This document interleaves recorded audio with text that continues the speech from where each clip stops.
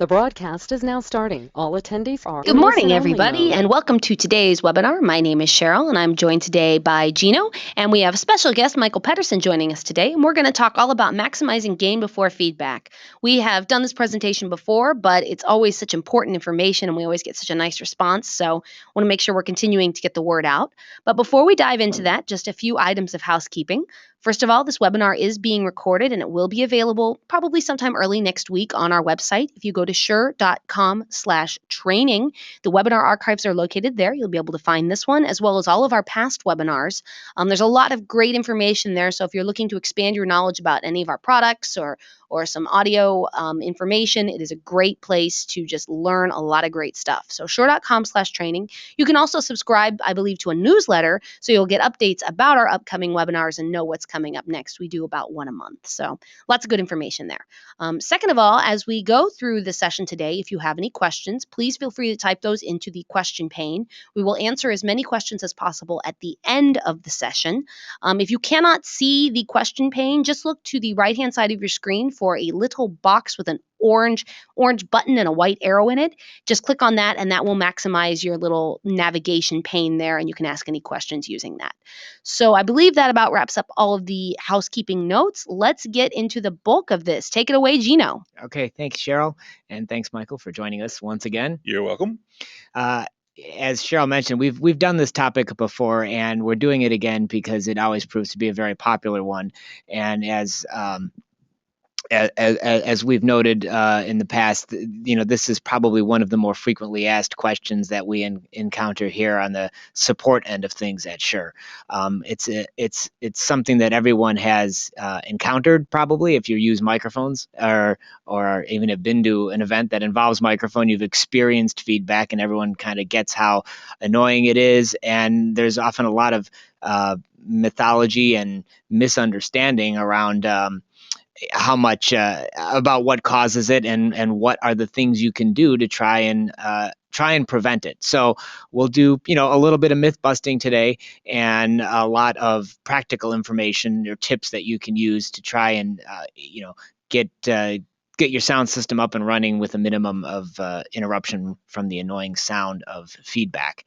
So it's probably worth, before we get into the specifics, describing what exactly feedback is, because a lot of times we'll get calls from people who are complaining about feedback, but it's actually not even feedback. Buzz, hum, they always say, dropouts with wireless, they call it feedback. So we never know exactly kind of what they're talking about. Right.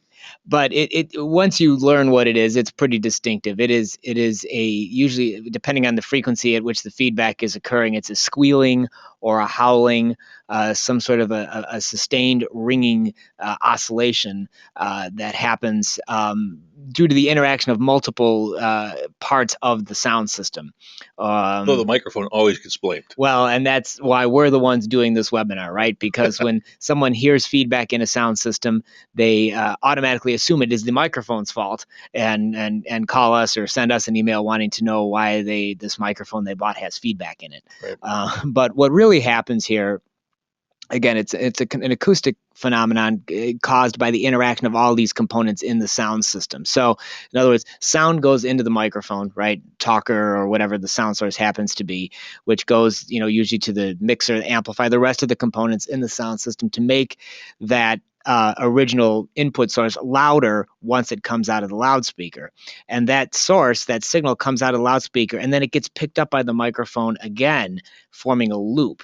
And that loop of pickup is what the cause of feedback is. So, the microphone is one element of the signal path, and if you unplug the microphone, feedback goes away. But if you unplug the loudspeaker, the feedback also goes away. Or turn off the amplifier. Turn off any of those components are removed from the chain, then the feedback goes away. But people, how many times have you watched a movie, right? Any movie that has a microphone shown in it for part of a performance or anything, what's the one clue that the sound editor always puts in to let you know that the microphone is on? Yep. Somebody taps the microphone and it starts squealing. That's how you know it's on. Otherwise, right. How would you know it's on? Yep. So that's kind of where that comes from. But really what we want to talk about is, so when will feedback occur? Obviously, it doesn't occur all the time. So, Michael, Tell us. It's very simple. When the sound level of the loudspeaker is greater than the sound level from the talker or performer, we're going to use talker throughout it because it's easier, at the microphone diaphragm, feedback happens. So the directionality of the microphone does come into effect somewhat, but we're just trying to keep this very simple. So sound level of the loudspeaker greater than the sound level of the talker at the mic, you're going to have a feedback loop. So you can imagine the scenarios where this is probably a worst case situation. Walking in front of the loudspeaker with your microphone. Walking in front of the loudspeaker. Or think about a stage monitored situation, right, where you've got a loudspeaker that is fairly close to the microphone because it has to be close to the performer, and you have to get it loud enough at the performer's ear, which is very close to the microphone, which is very likely going to result in the loudspeaker often being louder than the sound of the singer that you're trying to amplify anyway. In that case, of course, the directionality of the microphone does make a difference. But when we get into this later, we're going to kind of assume non-directional microphones because it's just a better way to look at this. So what is gain before feedback then? What does that term mean? Basically what it means is how loud can I turn it up before feedback starts to occur. And so that's what we're going to be looking at here when we say maximizing gain before feedback is optimizing your sound system such that you can get the maximum amount of gain before feedback, or try to get it as loud as possible before feedback will occur. So how do you improve this? Well, there are several different things we're going to look at here during the webinar that can help you improve the situation. The first one we're going to look at is an equation referred to as the potential acoustic gain equation. And I know it's kind of early on a Monday morning for math, but we'll try to keep it really more conceptual at this point. But it is mathematically possible to figure out at what point the sound system is going to feed back and determine if that is enough signal level. Yeah, it's a rough rule of thumb, but it's certainly something that everyone should do before you even try to sit down and design a system or set up a system. And then we'll look at how utilizing directional components can help maximize gain before feedback, because the equation we're going to talk about assumes sort of omnidirectional components, so it's kind of a worst case scenario, but employing directional mics and directional loudspeakers can help. And then we'll get into utilizing equalization and feedback reducers, DSP, things like that can sort of help you with that. So first of all, we're going to look at potential acoustic gain. And we're actually going to start with, didn't mean to go that far yet. We want to do a little poll yet. Hopefully you didn't see the answer there. I'm gonna launch this poll, which is trying to figure out what is the major factor in determining gain before feedback. You can select one of the answers there. We kind of want to see what people are thinking, or what people think is the major factor in determining gain before feedback. And we're getting pretty close to it. See, we've got 22% voted. See, everybody saw the answer already. We gave it away. Or they're smart and they know what the answer is. Well, that's true. You're right. Thank you for being the optimist. Again, your choices, of course, are wattage of the power amplifier, component-to-component distance, how much equalization, or the type of microphone that you use. And right now, we're seeing 70% think it has to do with the distance between the components. Distant second, at 21% is the type of microphone. Yeah, our marketing department likes to see that. Yeah, exactly. Buy this microphone. Buy this microphone, and there won't be any feedback. The one that doesn't have any feedback in it. All right, we're at a minute here, so I'm going to close the poll down. Okay. We can see the responses there, and as most people guessed, yes, it is distance. Distance between components is the major factor in what determines when you're going to experience feedback in a sound system, right? But again, don't just take our word for it. We can use math to figure this out. So there's a couple of things that you need to do when you're going to calculate potential acoustic gain, and one of the most important is figuring out needed acoustic gain. So potential acoustic gain is a number that will tell you how loud you can turn it up before it's going to feed back, but you also need to know whether or not that's loud enough. Yeah. So you really compare both numbers. Gene and I were sitting about 2 feet apart, or maybe 3 feet. So just normal conversation level, we can hear each other quite fine acoustically.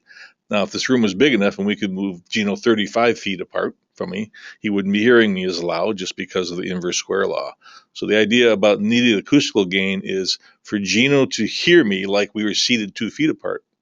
how much gain do we have to add? So that's what the needed acoustical gain is. The idea is to bring everybody in the room within, let's say, 3 feet of the talker. So let's look at that. Let's see how you calculate needed acoustic gain. Something you would use a scientific calculator for, because you notice that there's logarithms in there. But there's really two factors that we're concerned with. D sub ref, which is your reference level, and D sub far, which is how loud do you want the signal level to be at the furthest talker. So you pick some arbitrary reference, I guess. In this case, we're using like a choir as an example, I guess. So the idea here is we want the listener in the back row of the audience to hear at the same level as the choir director who's standing, in this case, we'll say 6 feet away from the choir. So the choir director 6 feet back, the furthest listener is 33 feet back. So you plug all that into the equation, and what you end up with is a needed acoustic gain of approximately 15 dB. That's how much gain we need to get from our sound system so that the furthest listener here's the same as the reference. So turn the sound system off, turn the sound system on. It should be at least 15 dB louder with the sound system on for the people in the far back row to hear what the level that the choir director is. So now we have to calculate potential acoustic gain based on, you guessed it, distances between all of these different components and talkers or performers here to see if we have enough acoustic trying gain. to get 15 dB at least.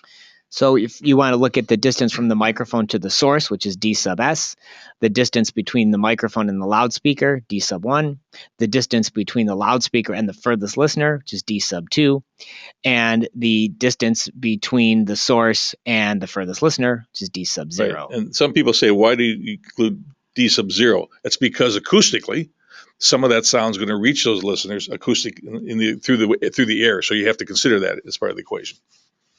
So you plug all those numbers in along with a few additional factors. One is the number of open microphones. That's what NOM stands for. So you put in the 10 log NOM element here to consider the number of open microphones, because guess what? The more open microphones you have in the system, the more likely it is that you have feedback. It's a minus. It takes away from the amount of gain you can get, not adds to it. Right. Fewer number of microphones, better. And basically, because as you add more microphones, it's more feedback paths. That's true. More chances for the microphones to hear that sound from the loudspeaker. And then we put in FSM, which stands for feedback stability margin. You don't want to be running kind of right at the edge where feedback might just occur, because you're kind of balanced at the pinnacle starts there. To ring. And the system starts to ring. So you put in usually a 6 dB feedback stability margin. So we'll throw some numbers in here just to kind of see what it ends up looking like. And where we end up in this particular situation is 8.8 dB of potential acoustic gain. Not enough. At the top, NAG was 15. So that means that by the time we try to turn this sound system up to the point where that furthest listener hears as well as our reference did, you're already like 6 dB off here. So you're well into feedback at this point. So that wouldn't be enough.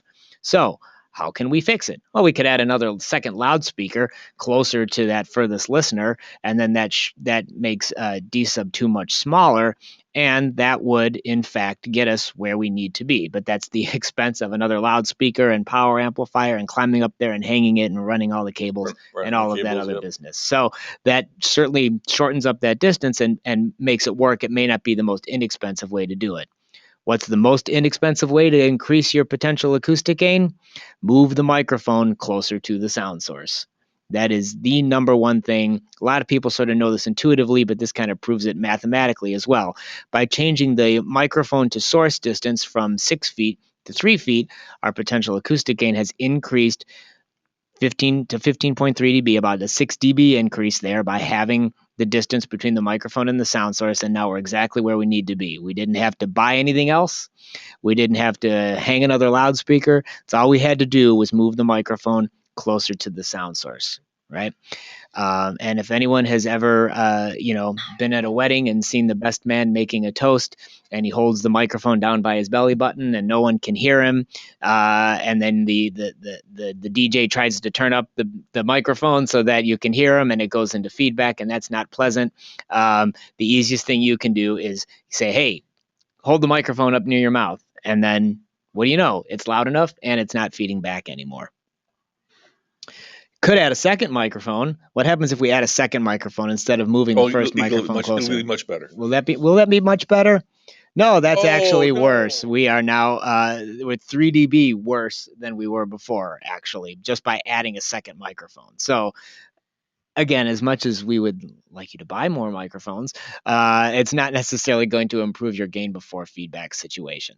So again, moving the microphone or the loudspeaker is probably the most helpful ways to do it. Again, as it says here, audible improvements require distances to be doubled or halved. And that's really important. So don't think if your loudspeaker, let's say, is 20 feet away from the listeners, you can move it to 18 feet and it's going to make much of a difference. It always has to be doubled or half. That's why the microphone is so easy, because from 12 inches to 6 inches is easy. From 6 inches to 3 inches is easy. It's not so easy when you're taking a loudspeaker that's 100 feet away and you got to move it 50 feet or 25 feet and so forth. So keep in mind, you have to half or double these things to make an audible difference. Mm-hmm. And then, as it says here, again, limiting the number of open microphones is another good way to help improve potential acoustic gain. Because again, as every time the number of open microphones doubles, that brings you 3 dB closer to the point of feedback. Just like turning up the master volume control on the mixer. Right. So obviously, in many situations, it's not practical to only use one microphone, but there are devices that you can use to essentially keep the gain of the system equal to what one microphone would be. One way you can do that is automatic microphone mixers, which I'll let Michael talk about this, since he's got quite a history here with automatic microphone mixers at Shure. So what an automatic microphone mixer basically does. First of all, let's talk about this. These are really not, in general, applicable for music. These are designed from the beginning to be used for speech. So we're using one here now because there's 3 microphones in the room. City council chambers, legislatures, that's what they're used for. So the idea is that an automatic mixer is like the world's fastest sound engineer. It keeps all the microphones off. It turns them on when someone speaks within several thousandths of a second, keeps them on while the person speaks, and then turns them off when they're done speaking. In a church application, they're fine for any applications which are actual speech, but don't use them for music because they just don't react well in general to music. So they eliminate the number of open microphones factor by always keeping the output essentially equivalent to one microphone. So if you have one microphone on, you have an output level of X. If you have 2 microphones on, it lowers the output level slightly to keep it the same. So basically, an automatic mixer keeps the output level equivalent to one microphone. By having fewer microphones on at this time, it also reduces background noise and reverberation. That really applies more for broadcasting, or if you're sending out your signal or recording the signal, it'd be useful for that. And it also prevents comb filtering, because comb filtering happens when you have multiple microphones picking up the same sound from the same talker. And eventually, when you have too many microphones, I will do my imitation of comb filtering, which kind of starts to sound like this. So by using an automatic mixer, you get rid of all of these things, and they are quite functional and quite invisible in use, as far as you don't hear them in use.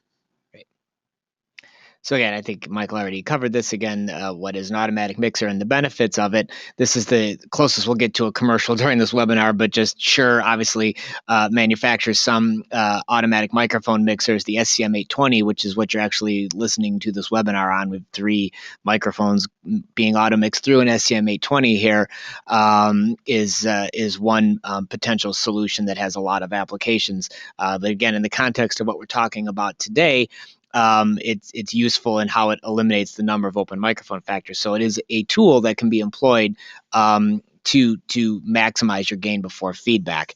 And Shure's approach to automatic mixing is something that we call IntelliMix, which I think is kind of worth reviewing, just sort of what makes IntelliMix a little bit different than other automatic mixers out there, and kind of a little bit about how it works here.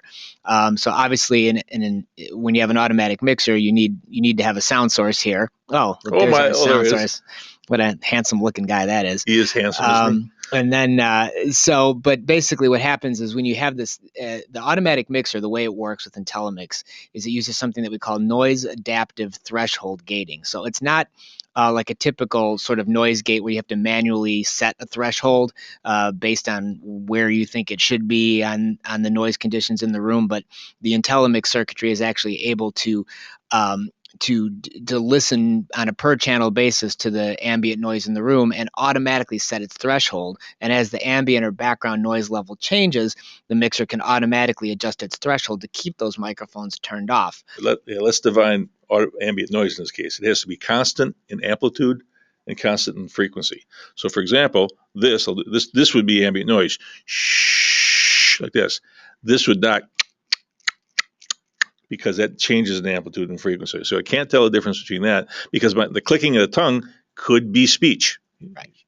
And since the mixer is able to sort of determine the difference between very ambient noise, the very limited dynamic range versus speech, which is very dynamic, the speech really only has to be just a couple of dB louder than the ambient noise, and the mixer is able to gate that microphone channel on very quickly. It's less than half of a millisecond, so you don't ever have speech getting clipped off or missing parts of anything. It happens very quickly, faster than a human sound engineer could possibly do it, and again, very reliably, because it can sort of tell the difference between ambient noise and the direct sound of the speech. Also, why music is not good for it, because someone could sing a note and hold it consistently, and that would be constant in amplitude and frequency. And so, though it may gate on originally for it, after a while it would consider that ambient noise and turn the microphone off. So again, not useful for music. Definitely for speech, though.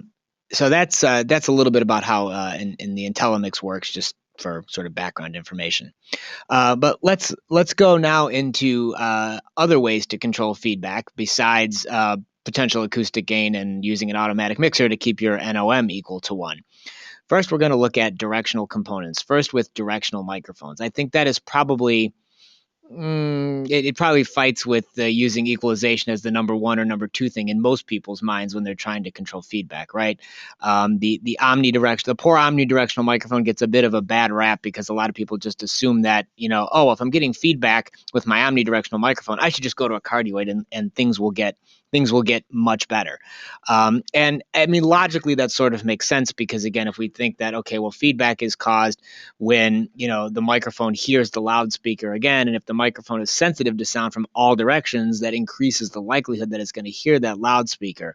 But the distance still is the major, most important factor. If you look at go to a lot of Broadway theater type applications, they're using omnidirectional lavalier microphones and they're not having feedback problems, and that's because the microphones are always usually somewhere on the head, taped to the side of the face, the forehead for the wig, somewhere close to the mouth. D sub S is short. D sub S is short, right? Where you run into more problems with omnidirectional lavalier mics is when it's clipped to the tie somewhere down the middle of your chest. It's a little bit further away, often double the distance, and then you're more likely to get feedback in that position. And let's look at these patterns. Let's just look at the first 3 of omni, cardioid, and supercardioid, and imagine you're in a room where you have overhead loudspeakers, so that the loudspeaker is firing directly down into the microphone.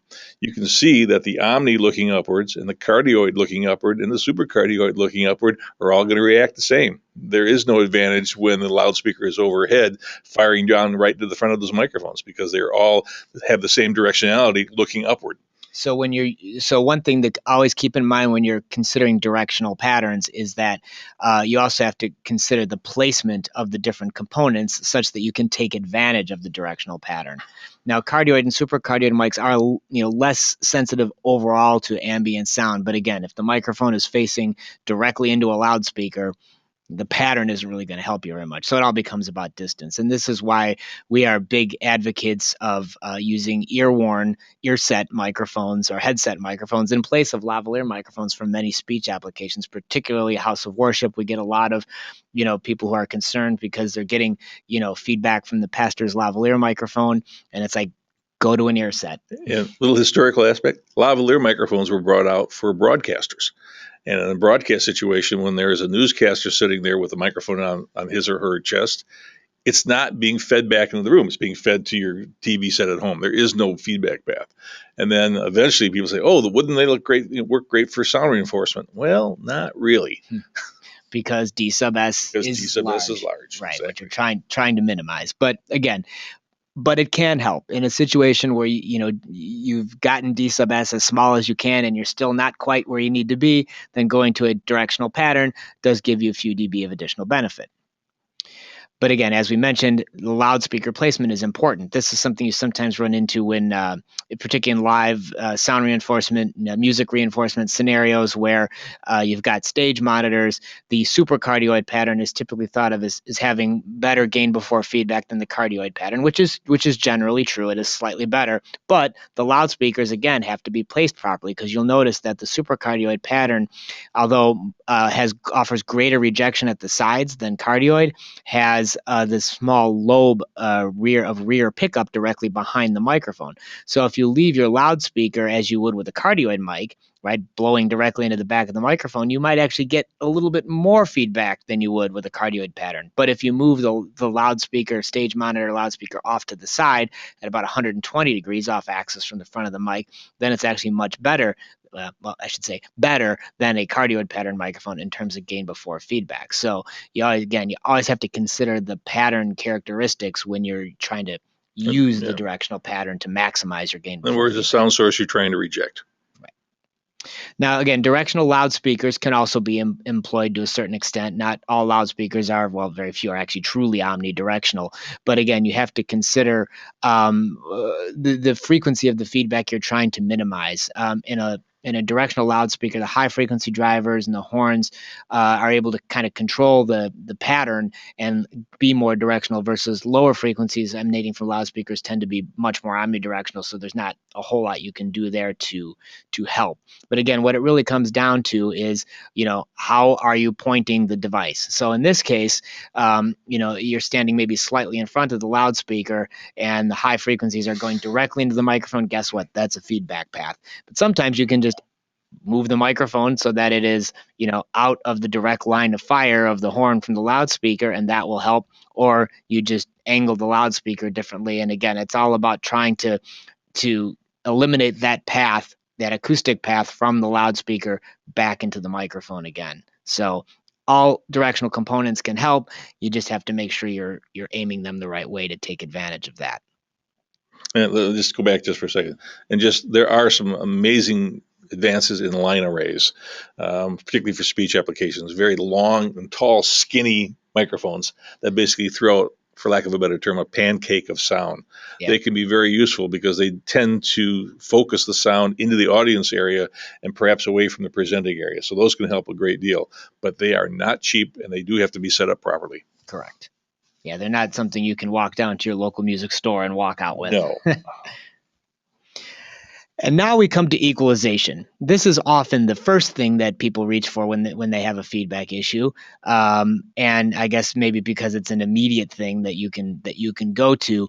But again, it's actually a little bit further down in the pecking order of things you should try in order to maximize your gain before feedback. But why is it effective, or why would you do this? Well, if you measure the output of a sound system in a given room, you would notice that it's often far from flat. In fact, what you're seeing here, sort of this kind of measured response of some arbitrary sound system somewhere, has lots of peaks and valleys in it in terms of the frequency response.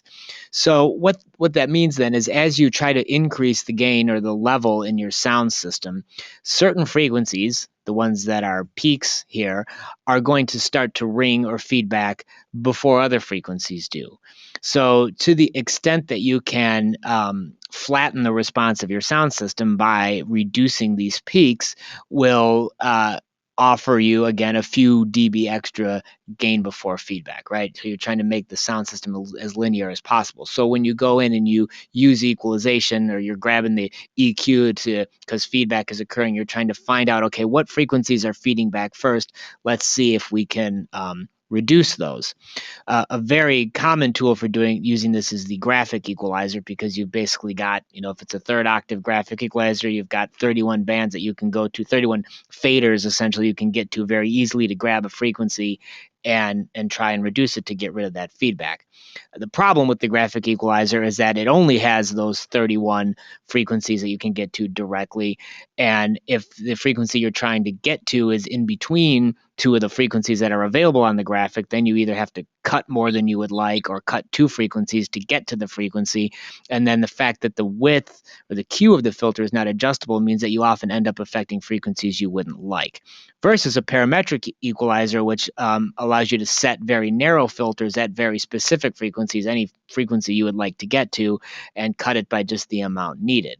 But those are not as maybe intuitive to use as a graphic equalizer, which and it takes a little more know-how and setting to make them work. But what you can see here is comparing parametric EQ on the top to graphic EQ on the bottom, we've cut the same frequencies by the same amount. So, 12 dB of 1K and 6 dB of both 500 and 2K, but with a 10th octave, which is a very narrow filter, parametric EQ, you'll see what it does to the frequency response in the middle versus cutting those same three frequencies using a 3rd octave graphic. You've basically sucked all the intelligibility out of your sound system here, which means then you're going to try and turn it up louder to get that back, and you're going to run into feedback. So again, equalizers can be a useful tool for feedback reduction, but again, parametric, if it's available, is a better way to go so that you don't destroy the intelligibility of the system. And a good question to ask when you're setting these up is not, can you hear me or is it loud enough, but can you understand me?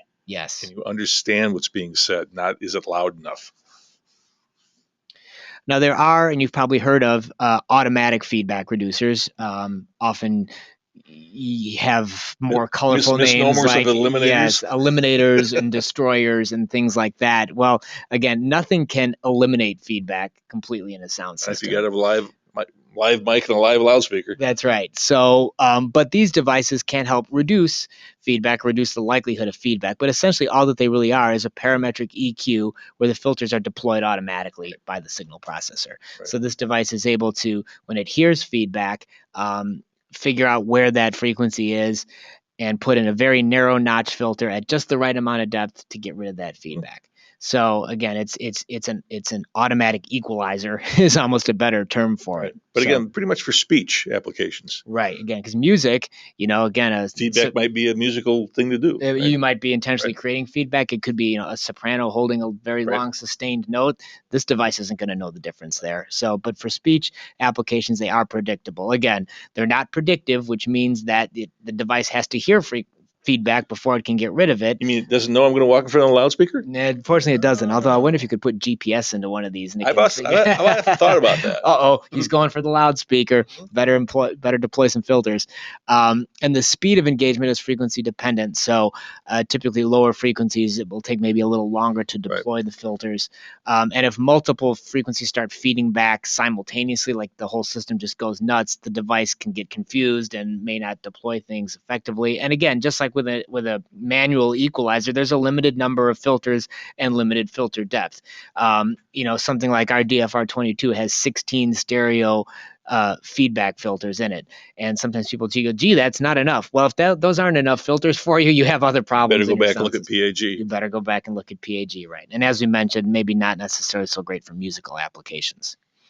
So really, what it comes down to is if there's not enough gain before feedback, here's the list, the order you look at things to try and get more. Number one, move the microphone closer to the talker. I think we've kind of beat that into the ground at this point, but it's cheap and it's easy and it works, right? So get the microphone as close as possible to the sound source. Then, if you can, move the loudspeaker closer to the listeners, which has the added benefit of getting the loudspeaker further away from the microphone. Or move the listeners up front of the auditorium, closer to the loudspeaker. That's true. Yep. That will help. And then reduce the number of open microphones, right? Again, I was trying to keep that NOM factor as small as possible. So people could turn the mics on and off themselves physically. There could be a sound engineer that following a script, turning microphones on and off. You see a lot in theatrical applications, right? Is the sound person is following the script, turning on the mics when someone needs to. Or an automatic mixer. Yep. Again, moving the microphone further from the loudspeaker, further from the microphone will help.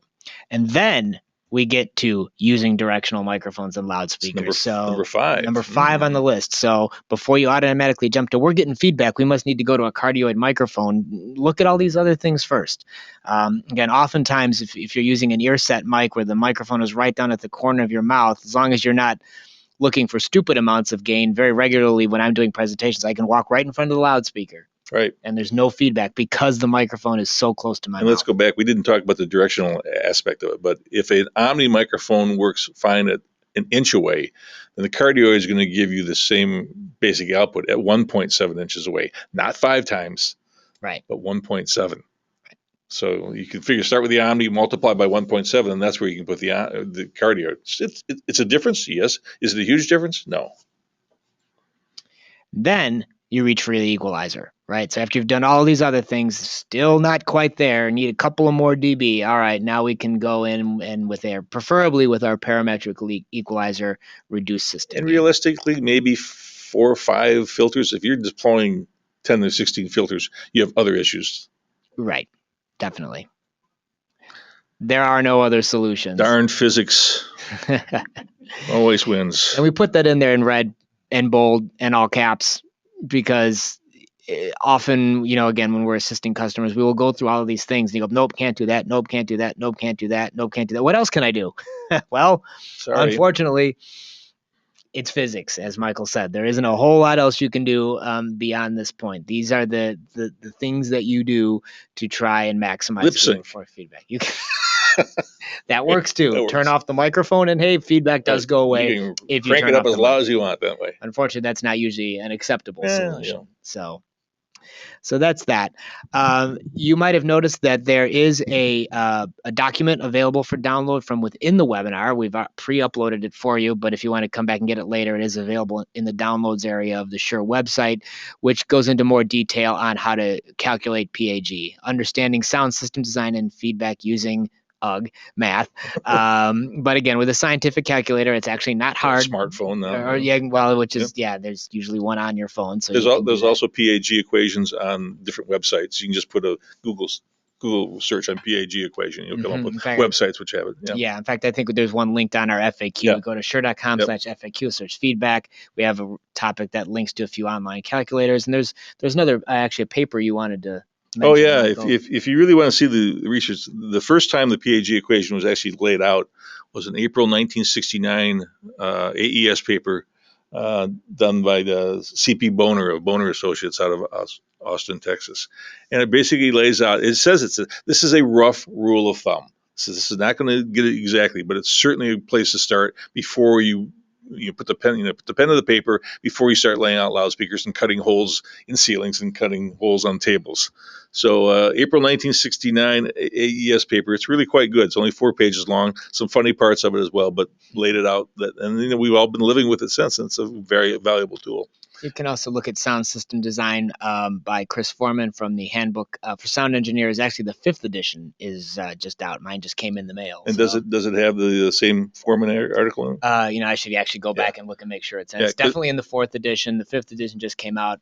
Usually they don't take things out of that book; they just add things. But I'll take a look. Chris adds all types of variables to the PAG. But interesting, it talks about room acoustics and directivity and so forth. They're all negative. They all take away from PAG. They don't add to it. Okay, so that's what we've got on feedback for today. So I think I'm going to pass it back over to Cheryl. Okay, great. We just have a couple of questions, but if you have them, get them in the next couple of minutes so we can get to them. First one says, would it be fair to say that most performance situations where a mic and speaker are involved are where the speakers are placed in front of the performance, facing away from the performer, thus isn't feedback neutralized?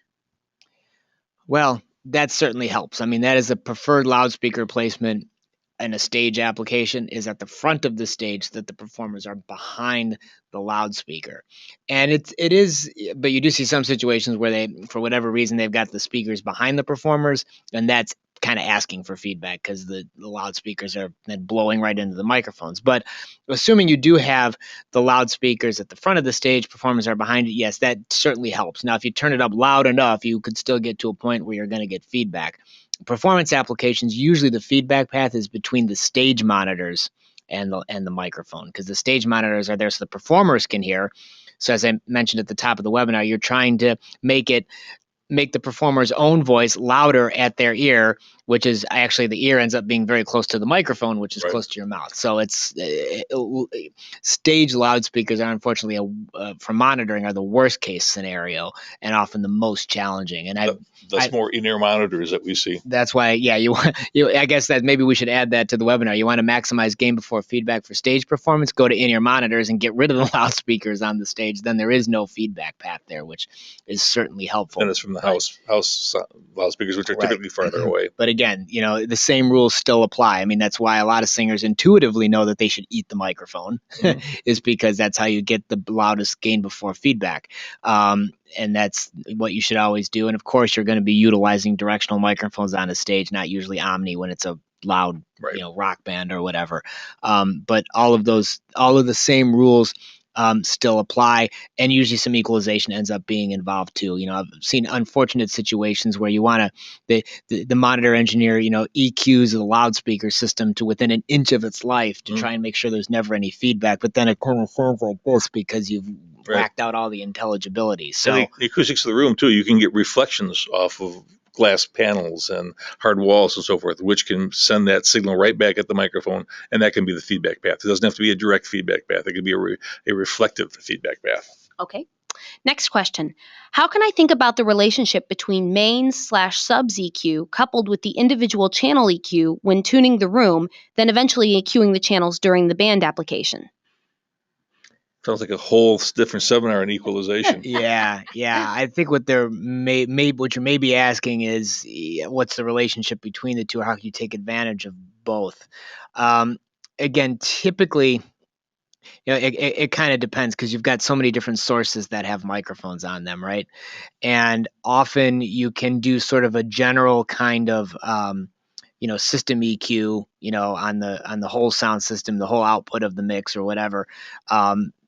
To try and capture the frequencies that are going to be most problematic. And then sometimes if you've got a roving performer with a wireless mic, you can apply some additional channel EQ just to that particular microphone to try and prevent feedback, because in that case they're roaming around so much that the frequencies may change, or could be the frequency of response of the microphone is somewhat peaky, and maybe you want to try and flatten out the response of the microphone without affecting the overall sound system. You can often apply just some channel EQ there to help with it. So I don't know that there's a do it this way or do it that way. I think it could be a hybrid approach depending on what you're trying to accomplish. You can always do start out with a known sound source, pink noise through the system, flatten it out using the pink noise, and typically you don't want a flat response anyways, but you can start there. Then at least you have a place to start with that is okay. I'm flat now, and we can work from there. It's a great question. It's there's been papers and papers and papers written on this, so there's no easy answer. Yeah, I mean, keep in mind, no matter how much EQ you apply, whether it's on the channel or on the overall mix, the maximum benefit you're going to get, I believe, is about 6 to 8 dB. Yeah, 8 dB on the outside. On the outside, it's the most you're ever going to get. Which is why, again, we say, talking about digital feedback reducers, why 16 filters is more than enough, because if you have to deploy more than that, you're not getting any benefit anyway. So if you need to make up 10 dB again, don't try to do it with equalization. It's not going to happen. Right. Okay, next question. At my house of worship, we have Supercardioid mics hanging in the choir with monitors just above the mics. Any ideas? Don't do it. Don't do it. Sorry, was that too blunt? We run into this question a lot. The best thing you can do in that situation is hope that the choir doesn't need themselves reinforced. Right. They're all standing right next to each other. Hopefully they're all listening and hearing each other. And then the loudspeakers are only used so they can hear the band or hear the pastor or other sources that they may need to hear. But again, that's the worst possible scenario, because the microphones are far from the sound source and end up being close to the loudspeaker. And it's just not, you can't reinforce a choir. You can't expect a choir to have the same amount of monitoring level as a solo singer. Actually, I did see it solved once. Honestly, it was a church in Oklahoma, They had 48 singers. They had 48 SM58s, each of them 3 inches away, and a 48 channel mixing board just for that. Mm-hmm. And then they got some pretty loud sound levels, but basically everybody was close to a mic. So you can't do it when the microphones are distant. The PAG won't, you know. They're 6 feet away in a choir application, right? Exactly. At least. Yeah. So it's, or hey, in-ear monitors for everyone. Or inner monitors for everyone. Exactly. And then they blow their heads off. Okay. I've heard the term ringing out the microphone. Where would that fall on the list of things to check for feedback removal? Okay, so ringing, what they're talking about ringing out is that's basically another term for applying equalization to minimize feedback. And the reason it's called ringing out is because when a sound system starts to feedback, people always say, oh, the system's starting to ring. So what you're intentionally doing is making the system ring or making it feedback, pushing the levels up such that you start hearing feedback, and then using EQ to figure out what those frequencies are and get and And that was reduce those 5th down frequencies. the list, I think it was. Right. So yeah, it's the same as equalization, which is 6th, I believe, below using 6th, a directional microphone. Yep. So again, all those other things first, then EQ. Okay, next question. My guitar amp and onboard electroacoustic guitar both have a phase switch, which does help remove feedback. How does that factor into all the notch filtering you mentioned? Well, the only reason the phase switch helps is that it's not sending the exact signal, it's sending the reverse signal back at the microphone. It will, even with phasing. I mean, there was one thought once in a while that if you put all the loudspeakers out of phase, it won't feed back. No, it just feeds back at a different point. It feeds back at a different frequency. So I don't really have a good way to explain this verbally. An integrated system like that that's installed by the manufacturer on the guitar, they often know or can predict what frequencies are going to feed back based on that particular instrument and electronic design. Right. So they might have figured out that, okay, well, if we do, invert the phase here, that will help at that particular frequency. So that works for that instrument, for that system. But as a general rule of thumb, you can't just like flip the polarity and think like, oh, I'll get rid of my feedback. No. If you start flipping polarity on microphones, you're just going to have the world's worst sounding sound system. So it's an interesting question. It really doesn't apply well to loudspeakers and sound reinforcement systems. Okay. Sorry. With most systems comprising of directional speakers and microphones, how does this affect the FSM in real world use? The feedback stability margin. Generally, I think, that is kind of an arbitrary number, but sort of 6 dB is kind of what we just like to say. So again, using directional components can give you, again, about 4 to 6 dB of additional gain before feedback. I've been looking at PAG recently with some of the engineers, and we've determined that if the loudspeaker is properly located in relationship to the null of the microphone, assuming the microphone is directional, you might get 3 dB from that. Maybe with a bidirectional, because it has such a deep null, you might get 4.5 dB. But you can just kind of think about 3 or 4 dB of so forth. So it might offset the feedback stability margin, but we throw it in there just because you never want to operate a system at its peak. Right. So again, the PAG is not perfect, but it's really good for a rule of thumb to let you know if you're even in the ballpark. And then whatever you get from the directional microphones or directional loudspeakers will make it better, but it still can't overcome what PAG comes up with. That's why we always encourage people to use PAG, even though it assumes omnidirectional components, is because if it won't work, even with all omni components, mathematically on PAG, then you know for sure it's not going to work at all. Directional, right? So, yeah. So the directionals are enhancement, but they can't override the basic physics of the PAG equation. Great. All right, I think that about wraps up our questions. Thank you so much for joining us today. We hope you learned a little bit of something, and we will see you next month.